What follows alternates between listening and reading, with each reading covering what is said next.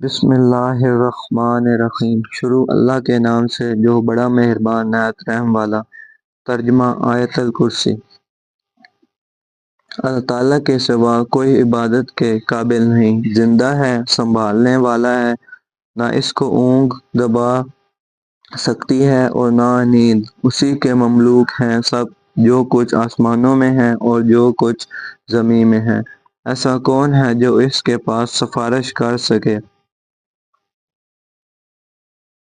بدوں اس کی اجازت کے؟ وہ جانتا ہے ان کے تمام حاضر و غائب حالات کو، اور وہ موجودات اس کی معلومات میں سے کسی چیز کو اپنے احاطہ علمی میں نہیں لا سکتے مگر جس قدر چاہے۔ اس کی کرسی نے سب آسمانوں اور زمین اپنے اندر لے رکھا ہے۔